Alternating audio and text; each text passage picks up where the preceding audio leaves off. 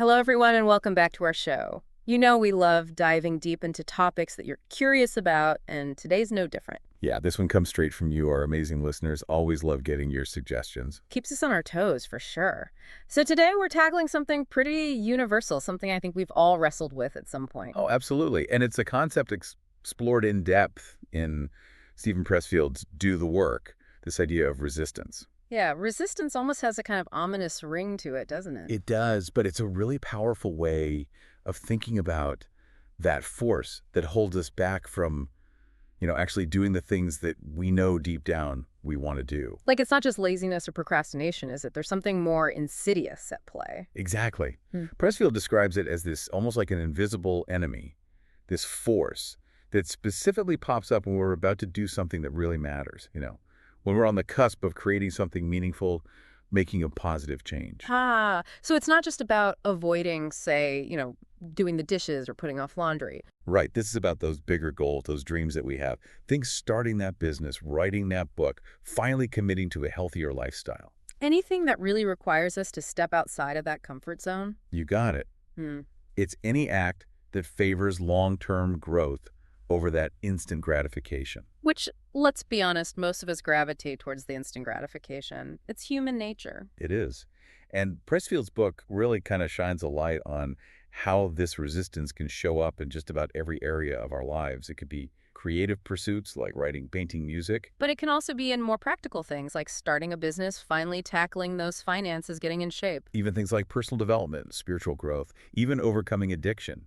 It's amazing how widespread this force seems to be. So for our listeners out there, if you've ever felt that almost like a wall that goes up when you think about starting a project or pursuing a goal, that's probably resistance rearing its ugly head. Likely. And that's what we're here to dissect today. We're going to unpack this concept of resistance, understand its sneaky tactics, and most importantly, give you some strategies to actually overcome it. Exactly. We want to help you get unstuck. Because this deep dive, it's all about empowering you to finally make progress on those things that have been on your mind, on your heart. So let's start with the basics. How does Pressfield actually define this enemy, this resistance? What is it exactly? Well, he describes it as invisible, but we can all feel it, can't we? Yeah, you can't see it, but man, can you feel it. It's that force that pushes you away from any work in potential, as he puts it. Like it's actively repelling you from the things you need to do to grow. And it's not a gentle nudge either. It's insidious. It lies. It fabricates. It bullies. It's like a master manipulator, isn't it? It'll tell you you're not good enough, you don't have enough time, that you should just wait for the right moment, which never seems to come. Oh, yeah. It's a pro at making excuses. It'll whisper all those doubts in your ear. And the really sneaky part, it'll even try to sweet talk you with distractions. Whatever it takes to keep you from doing the work. It's like it knows all your weaknesses and it exploits them perfectly. Exactly. It's like a personalized saboteur Right. tailored to your specific insecurities. But the book makes it clear this thing has no conscience. It's completely indifferent to your well-being. So it's not personal, Hmm? even though it feels so directed at me, at my shortcomings. That's the thing. It's impersonal in its essence. It's like a force of nature. It operates objectively. It doesn't really care about your individual story. So I can't take it personally even when it feels so personal. Right. Think of it like gravity. It affects everyone equally, whether you like it or not. Now, the interesting thing that Pressfield also points out is that this resistance, it's actually infallible. Infallible. How so? Well, he means that it always points you in the right direction. It acts like a weird sort of compass. The stronger the resistance you feel towards something, the more likely it is that that's the thing you actually need to be doing. Oh, so that's why those things that really scare us, those are the ones we should probably be running towards. Exactly. It's like resistance is trying to protect us from our own greatness in a way by keeping us small and comfortable. That's kind of a mind-blowing way to look at it, but it makes you realize that you're not alone in this struggle, right? Not at all. Pressfield gives this great example of Henry Fonda, the legendary actor. Can you believe even at 75 years old, he would still get nervous before going on stage? Wow. I mean, if Henry Fonda felt resistance, imagine what the rest of us mere mortals are dealing with. Right. So it's not about eliminating this fear or resistance completely. It's about learning to recognize it and move forward despite it. So this force, this resistance, its aim, is to basically stop us from reaching our full potential. That's the crux of it. It wants to kill our genius, Hmm. as Pressfield dramatically puts it. It wants to stifle our creativity, our unique talents and gifts. It wants to keep our light hidden from the world. It's a battle for our souls then. In a way, it is. Yeah. But thankfully, we're not totally defenseless. So who are our allies in this epic battle against resistance? Well, Pressfield lists some pretty interesting ones, actually. He talks about stupidity, stubbornness, blind faith, passion, and assistance.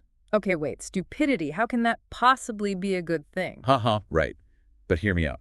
By stay stupid, he doesn't mean we should be ignorant. It's more about embracing a certain kind of naivety, particularly when we're starting something new. So don't overthink it, just dive in. Exactly. Because if we knew all the potential obstacles and challenges from the outset, we might never even begin.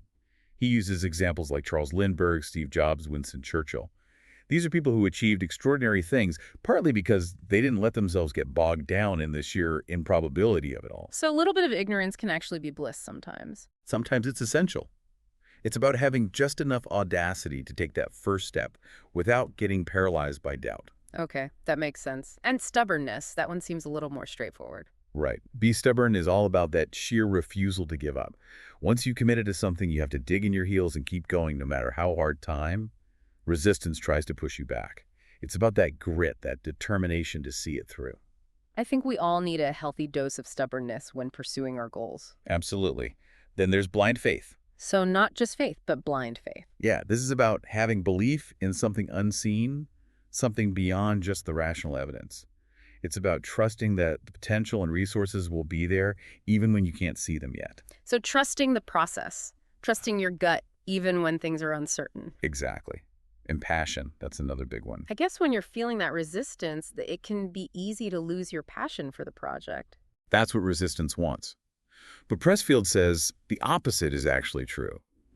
He believes that fear saps passion. So when you confront your fears head on, you actually unlock this incredible wellspring of passion within you. So the key is to lean into the fear, not shy away from it. Exactly. And he also mentions this concept of assistance, which we'll dive into a little later. But the idea is that there's a force out there that actively helps us in our creative endeavors, just as resistance actively tries to hinder us. Interesting. And what about friends and family? Can they be allies in this fight against resistance? They can be, but they can also sometimes unknowingly become sources of resistance, especially if they're overly concerned with keeping us safe and comfortable.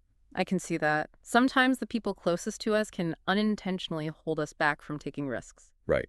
But the ones who truly love and support us unconditionally, they become invaluable allies in this journey. They're our cheerleaders, our sounding boards, the ones who remind us of our strengths when we start to doubt ourselves. It sounds like we need a good mix of inner strength and a supportive outer circle to really make headway against resistance. So how do we actually get started? Where do we begin when resistance is screaming at us to stay put? Pressfield's advice is simple but powerful. Start before you're ready. Don't wait for the perfect moment. Don't get bogged down in endless preparation. Exactly. Because the more we delay, the more power we give to resistance. It feeds on our hesitation, our procrastination. And our overthinking. Absolutely. The moment we pause, that chattering brain kicks in and starts bombarding us with all sorts of reasons why we shouldn't start, why we're not good enough, why it's not the right time. Oh, I know that voice all too well. We all do. Yeah. Pressfield quotes W.H. Murray, who says that committing to action actually triggers a chain of positive events that we couldn't have foreseen. And there's that great line from Goethe, whatever you can do or dream you can begin it. Boldness has genius power and magic in it. I love that. It's a reminder that sometimes we just need to take that leap of faith. Exactly. So the first step, however small, is crucial. Now, research can be important, but Pressfield cautions against letting it become another form of resistance. Oh, yeah, I'm guilty of that. I can spend hours researching something and feel like I'm being productive when really I'm just avoiding the real work. It's a common trap. He suggests a research diet in the beginning. Limit yourself to just a few key books or resources and avoid going down too many rabbit holes. Let the ideas marinate a bit before you dive too deep. Okay, that's good advice. So start before you're ready, keep the research in check. What else does Pressfield suggest for initiating the work? He talks about the importance of stay primitive. He compares the creative process to birth. It's messy, it's chaotic, it's primal. So don't get too hung up on perfection or polish in the early stages. Just get those raw ideas out there. It's about embracing that initial messiness, right? Yes. And he also encourages us to swing for the seats. Don't limit your vision. Think big from the start. It's about being bold, having audacious goals, even if they seem a little far-fetched at first. You got it. And then he talks about this concept of a single sheet of yellow foolscap, which he learned from his mentor. What's that all about? The idea is to outline your entire project, whether it's a book, a business plan, whatever, on a single sheet of paper. It forces you to distill everything down to the essentials, to really think about the core structure and the key elements. So no getting lost in the weeds. No, it's about clarity and conciseness. And he suggests a simple three-act structure, beginning, middle, end. He gives examples like Leonardo da Vinci's Last Supper, even the Vietnam Memorial, and Facebook's initial structure. Wow, the Vietnam Memorial as a three-act structure. I never thought about it that way. Yeah, it's fascinating. The descent into the earth, the encounter with the names, and the descent back up, it's all about that journey. And Pressfield emphasizes the importance of really connecting with your idea on a gut level. He asks, do you deeply love your idea? Does it feel intrinsically right? Are you prepared to make sacrifices for it? Those are powerful questions to ask yourself at the beginning of any endeavor. They are. And then he talks about the strategy of start at the end. So figure out your desired outcome first and then work backwards. Exactly. It's about having a clear vision of where you want to end up and then mapping out the steps to get there. And to figure out that end, he says you have to ask yourself a fundamental question. What is this about? What's the core theme or message of your project? Like in Moby Dick, it's that epic struggle between man and nature, right? Exactly. Once you understand that core theme, you can figure out the natural climax of your story. And then you work backwards to build the beginning and the middle in a way that leads to that powerful resolution. It gives you a framework to work within. He also makes this interesting distinction between thinking and thoughts. Yeah, he's basically differentiating between those genuine insights, those creative impulses that come from our deeper selves, from what he calls chatter. Ah, the chatter, the constant stream of self-doubt and negativity that can really derail us. Exactly. So when he says, don't think, he's not advocating for becoming mindless. It's more about not listening to that negative chatter, that inner critic that's constantly trying to hold us back. It's about trusting our intuition, those flashes of brilliance that come from a deeper place. You got it. So we've got our concept, we've started to develop our outline, we're tuning out the chatter, and we're ready to dive into the middle of the work. What happens then? What new challenges should we expect? This is where Pressfield introduces a really interesting and kind of provocative idea. The universe is not indifferent. What does he mean by that? He's saying that when we commit to creating something meaningful or to making a real change in our lives, we actually trigger an equal and opposite reaction from the universe. And that reaction is resistance. Exactly. It's Wow. like the universe is actively pushing back against our efforts to grow and evolve. It's not just our own internal struggle. Yeah. There's an external force at play as well. So it's like a cosmic battle. You could say that. Mm. But it highlights the importance of respecting resistance and not underestimating its power. So how do we navigate this middle phase when the universe is seemingly conspiring against us? Well, the next step is to fill in the gaps. Yeah. We've got our basic three-act structure.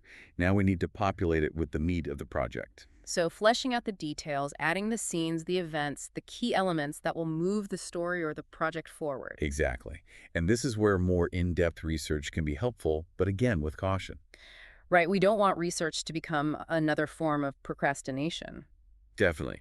The research at this stage should be focused and purposeful, aimed at supporting the existing framework and providing the necessary depth. He talks about how screenwriters pitch their projects. How does that relate to filling in the gaps? It's a great example of how to think about structure. They have to condense their entire film down to a few key elements: a killer opening a couple of strong middle set pieces, a powerful climax, and a clear statement of the theme. So identifying the most important moments and building the narrative around those. Exactly. And he gives examples of how this structure can be applied to all sorts of projects, from inventing Twitter to writing a movie like The Hangover. So we're essentially building the skeleton and then adding the muscle and connective tissue. A great analogy.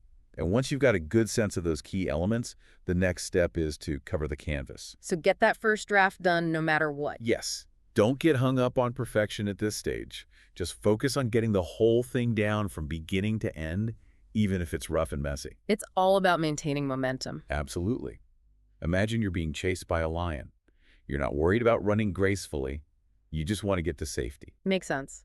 And I guess during this initial drafting phase, it's crucial to Silence that inner critic. Absolutely. Suspend all self-judgment.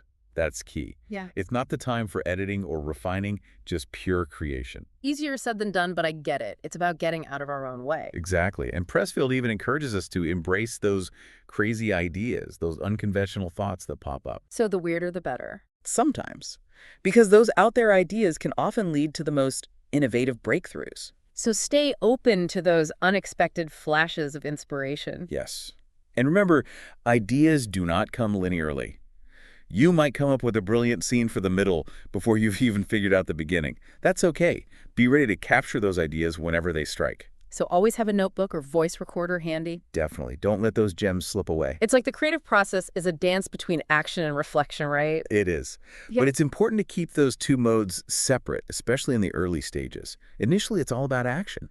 Just get it all out there. Let the ideas flow freely. Trust the process. Trust your gut. Exactly. And remember, Pressfield says the answer is always yes in this initial phase. Don't second-guess yourself. Don't censor those ideas that come up. Just say yes and see where they lead. Now he brings back that concept of assistance, the force that helps us in our creative endeavors. Right. It's like the counterbalance to resistance. As we put energy and effort into our work, we start to generate this gravitational field that attracts helpful elements into our orbit. So the universe is actually helping us even as it's challenging us. That's the idea. It's like a constant push and pull. But the key is to keep working consistently to keep that momentum going. He uses the example of Stephen King, who famously writes every single day, even on holidays. Wow, that's dedication. But it shows the importance of consistency, right? Absolutely. Yeah. Close the door, minimize distractions, and just keep showing up for the work. Okay, so we've got our first draft done. Now it's time for reflection, right? Yes. Act Reflect Part 2. Now we can engage our more analytical minds. Take some time to step back and really ask yourself, what is this damn thing about? It's about refining your understanding of the core theme and making sure that every element serves that central idea. So it's not just about adding more. It's about making sure everything is aligned with that core purpose. Exactly. And also ask yourself, what's missing? What needs to be added or changed to really bring this project to life, to make it resonate with your audience? He gives the example of Robert De Niro in the film True Confessions, who instinctively knew that his character needed a simple but powerful scene to reveal a deeper truth about him. So it's about those little details, those subtle touches that can really elevate the work. You got it. And if things are going well in this middle stage, you'll start to notice some positive signs. Like what? You probably find that ideas are flowing more easily. You might make new connections with people who are aligned with your vision. You'll start to feel a sense of accomplishment, a sense of professionalism, and you might even start to enjoy the process. Oh, wouldn't that be nice? But Pressfield warns us about the wall. What is that exactly? It's that point in the journey where terror strikes. It's that sudden wave of self-doubt, the feeling that you're not good enough, the urge to give up completely. The dark night of the soul. I've been there. We all have. It often happens around the halfway point or even later when we've invested so much time and energy, but we're still far from the finish line. It can feel overwhelming. So what do we do when we hit that wall? How do we push through? This is where Pressfield lays out what he calls the 7 principles of resistance. And the first one is really important to understand. There is an enemy. Meaning? He's acknowledging that there's a real force, a real adversary at play here. It's not just in our heads. There's something actively working against our creative aspirations. And the second principle? This enemy is implacable. It's not something to be taken lightly. He even quotes his friend who says, "It will kill you. It will kill you like cancer." Wow, that's intense. It is. It highlights the serious nature of this battle. And then the third principle is that this enemy is inside you. So it's an internal struggle as well as an external one. Exactly. But the fourth principle offers a crucial distinction. The enemy is inside you, but it is not you. So we're not to blame for this resistance. Right. It's not a reflection of our inherent worth or character. It's something that everyone who creates experiences. But we have the power to choose how we respond to it. So we have to fight back. That's the fifth principle. The real you must duel the resistance you. It's like an epic battle between our best selves and those self-sabotaging impulses. A great way to put it. And the sixth principle is that resistance arises second. Meaning? That our original idea, our passion, our dream that comes first, resistance is the reaction to that. It's our ego trying to protect us from the potential pain of failure or rejection. So it's like a defense mechanism. in a way. Right. But by understanding this, we can start to detach ourselves from those negative thoughts and recognize them for what they're, just fear disguised as practicality. And the final principle. The opposite of resistance is assistance. So just as there's a force working against us, there's also a force working for us. So we're not alone in this fight. Not at all. He uses the example of Charles Lindbergh, who faced incredible resistance in his quest to fly across the Atlantic. But ultimately, he was propelled by the sheer power of his dream and the support of those who believed in him. It's inspiring to think about that. And then Pressfield talks about resistances to tests. What are those? These are the questions that resistance poses to us when we're in the thick of it. The first test is, how bad do you want it? So it's about really examining our level of commitment. Absolutely. He lays out a scale from dabbling all the way to totally committed. And if we're not firmly in that totally committed camp, then it might be time to reconsider. And the second test. Why do you want it? He's asking us to look at our motivations. Are we driven by ego, by the need for external validation? Or are we pursuing this because it truly matters to us, because it aligns with our values and our deepest desires? It's about getting clear on why we're doing what we're doing. Exactly. And if those motivations are not pure, if they're clouded by ego or the need to prove something to others, then we need to enter what he calls the attitude adjustment chamber. What happens in there? It's about shedding those ego-driven desires, the need for fame or fortune or recognition. It's about letting go of any resentment or bitterness that we might be carrying. It's about getting back to that pure love for the work itself. So it's a process of purification in a way. You could say that. It's about aligning ourselves with our highest intentions. So we've navigated the belly of the beast. We've passed those tests. We're almost there, right? Well, not quite. Pressfield warns us about the big crash. This is when everything seems to fall apart, often when we're close to the finish line. Like the project falls through at the last minute or the feedback is devastating. Exactly. And the frustrating thing is that it often stems from some initial mistake or oversight that we made early on. He shares his own experience with a novel that he worked on for 2 years, only to have it completely rejected by his readers. It was a huge blow. It's like those hidden flaws or weaknesses that we've been ignoring finally come to light. Exactly. And he compares this experience to that moment in Navy SEAL training, where the recruits are given the option to quit by ringing a bell. The bell of surrender. Right. And he points out that for creators, the stakes can be even higher because we're often working in isolation without that external support system. But he also says that crashes are good. Wait, crashes are good? How can that be? Well, he means that while they're painful, they ultimately provide incredible opportunities for growth. We learn from our mistakes, we get to see what doesn't work, and we come back stronger and wiser. So it's about reframing those failures as learning experiences. Exactly. And his advice at this point is to go back to square one. Revisit that initial outline, those core elements, and try to pinpoint where things went wrong. He even does a thought experiment about what might have happened if a book like Moby Dick had crashed.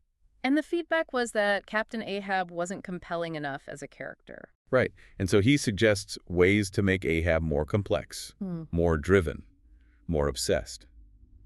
It shows how even a masterpiece can benefit from revisions and refinements. So it's about being willing to go back to the drawing board and make those necessary changes. Absolutely. And the final stage of this whole process is shipping. So actually finishing the work and putting it out into the world. Exactly. And Pressfield stresses that this is absolutely crucial. If we don't ship, then all our efforts have been for nothing. But that can be the scariest part, can it? Putting ourselves out there for all to see and judge. It is. And resistance often fights hardest at this stage. He tells the story of a writer friend who had a finished novel but couldn't bring himself to send it to his agent. He was paralyzed by fear. Exactly. And Pressfield quotes Marianne Williamson, who says that our deepest fear is not that we are inadequate, but that we are powerful beyond measure. So it's about embracing our own brilliance, not shrinking back from it. Yes. And then he contrasts Hamlet, who was the ultimate procrastinator, with Michael Crichton, who had a relentless work ethic. It's a reminder that finishing is hard, but it's essential. And once we ship, we face exposure. The vulnerability of putting our work out there for the world to see. And the possibility of failure or rejection. He even shares his own experience with a movie that he wrote that was a critical flop. Ouch.